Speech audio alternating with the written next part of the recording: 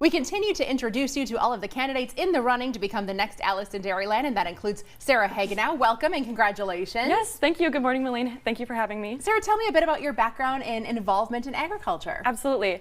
I was very active in 4-H and FFA growing up, which allowed me to show various livestock species at local fairs, including horses, rabbits, and then especially dairy cattle.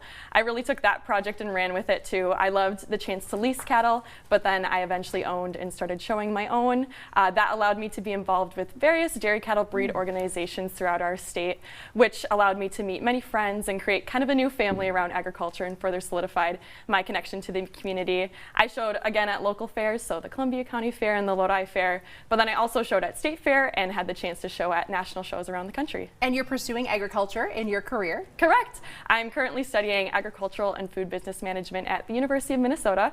I'll graduate here in May, and then I have a minor in international agriculture, so really interested in that international and global aspect of agriculture. Of course, Wisconsin being a major exporter of agricultural products, it fits right in. Why was Alice in Dairyland the next logical step in your hopeful career path? Absolutely.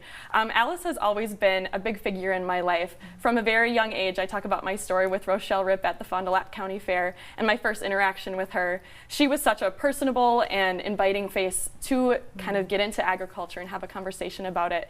And then from there, I've just followed Alice throughout the years and had a sincere interest in it. It's always fun to see her at the Wisconsin State Fair, at World Dairy Expo, at Breakfast on the Farm. And then of course having a personal connection to the Alice program has been super inspiring, and with my experiences in both communications and marketing as well as some ag business, being able to advocate at the fair to various consumers, it just makes sense to kind of run for this Alice role and be that connection point to the agricultural community. And for people who may not be placing, if they're like, I've heard Alice and Hagenow before, that personal connection is your sister who served in the role. Yes. No, yeah, my sister served as the 76th Alice in Dairyland, Ashley. She did a fantastic job.